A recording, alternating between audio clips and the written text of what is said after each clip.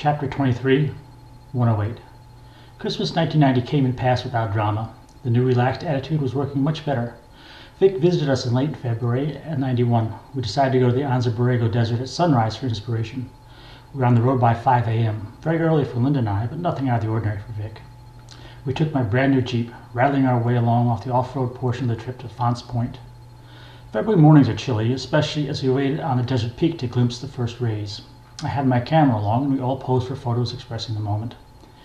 We have to wait days to see our artistic results, and while waiting, I decided to write some poetry about the adventure. Dark. Huddle for warmth. Overhead the deep is black, slowly lightens. Sunrise begins. Dry and cold the desert. Gusts stirring air. A cloud catches fire on the horizon. Shadows slink lower. Orange and red and green boil across the distance, reflecting onto canyon walls. Stars are hidden. Wind is stilled. Day is come. Vic already had a poem that was good for the desert, and he commissioned me to find an image that matched the sentiment. Twisted and tortured, black and burned, dry and blasted, shattered limbs screaming, piercing the 10 directions, splintering the sky. You were proud once, just as I am now. This is the best time we had together in recent memory. Vic's great-grandmother Mindy, Linda's grandmother, had moved to San Diego from New York a few years earlier and always spent holidays and occasions with us. A visit from Vic was an occasion, so of course she was there. Vic was Grandma Mindy's only great-grandchild, so she adored him and smiled continuously in his presence. Her innocent simplicity and ties to the old days seemed to relax Vic. We had a good time. After Vic returned to Philly, I wrote him a letter in which I didn't talk so much like his father, but more like a friend, and revealed some of my fears and joys. Linda and I even attempted to live some of the ideas Vic was espousing, and I reported our progress. Vic wrote in reply, reading from his letter. Your letter was so nice. I'm so happy to see how our relationship is working out. I feel like you're giving me the special nectar inside scoop of your life, and I feel, well, sort of privileged. What you said about never putting your all into something, just so you have an excuse to fall back on when it doesn't succeed, well, you described me to the T. It's heavy, isn't it? I think you spotted this in me a long time ago, probably around the fall of the BMX era. But now that you've got me thinking about it, I can see that I've been doing it a lot longer than that. Even in school, that's why I really wouldn't get into it, because I really gave it my all and failed. That would expose me as a failure. So I sat back and winged it. When I did good, I got to pat myself on the back even harder. And you didn't even study. When I bombed out, that's just because I'm not into it. Believe you so cheated feeling. It's still with me right now, but I think it's slowly dying. My role model is like the android from Terminator, the personification of relentlessness and tenacity. Those are two qualities I'm sure we could both use a couple of extra teaspoons of. Your thoughts about how we see reality were all very enlivening and insightful. In my own terms, I call it the highlights effect. You know, like those little kiddie magazines they always have in the doctor's waiting room. It's always one of those hidden picture things where you're supposed to find the toothbrush, comb, and hammer in the drawing of the jungle. At first you can't even see anything but a bunch of trees and monkeys. But once you spot that toothbrush, it's difficult to even see it as a tree again. And the toothbrush all of a sudden sticks out like a sore thumb. I think that spiritual realization must be something like this.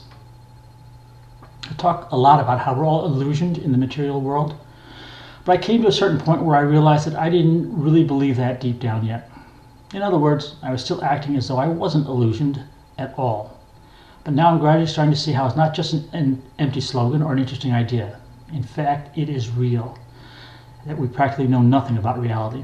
That we are really illusioned. Scary thing to admit, but that toothbrush analogy helped bring it on. Shelter is Ray's band, or Raghunatha as he's now known since he was initiated by the Hare Krishnas. Initiation is a term they use for the status achieved by a devotee who has studied enough and hung around long enough to advance in the internal hierarchy. In some ways, it's similar to the Catholic confirmation process. During the Catholic process, one acquires an additional name, often of a saint who your mother admires, because some family member's name. In Krishna consciousness, your name is replaced by the name given you by your guru.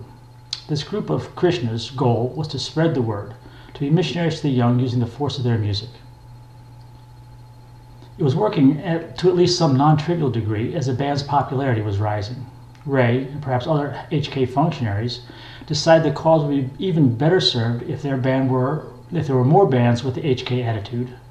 They decided that Vic was their man. They encouraged him to leave Shelter and form a new band. Vic agreed and created a band called 108. He also moved from Philly to DC. Vic wrote about it in a letter. The new band is called 108. A catchy, unique name with a lot of mystery and hidden meaning. We're going to record a 7-inch, and then, here comes the big one, I'm going to move to DC with the band members. The names you sent were good, if a little too heavy metal. Uproar was the best of the litter. The blues request sounds good, all this stuff is already written. Maybe in the future I'll try something along those lines. The whole drift of this band is emotion as opposed to philosophy, etc. It feels like a fresh direction to me. 108.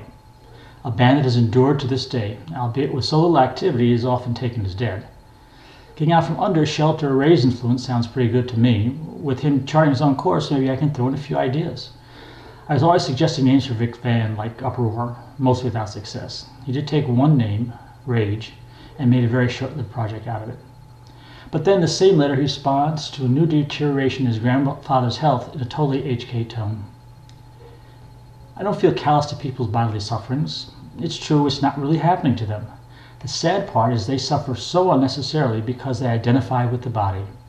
So I do feel sad when things like that happen, but the difference would only be in the way I would try to show my compassion. I would show it by trying to help the person grasp the idea of not being the body, etc., rather than trying to smooth over a rocky road. This is such nonsense I can't even think of a response. What a cold comfort he would be at my bedside. He's managed to take the concept of the soul's eternal life and use it to justify distancing himself emotionally from other people's sufferings. But when he's sick, it's a different tune. From that very same letter. A few days ago, I got an acute cold. Boy, I got treated like a prince. There's this really great devotee who's here from Ireland and Germany. He took care of me like I was a Queen of England or something. Although it's true I'm not really that body. I'm using the body and it should be taken care of as well as you can, with as little effort as possible.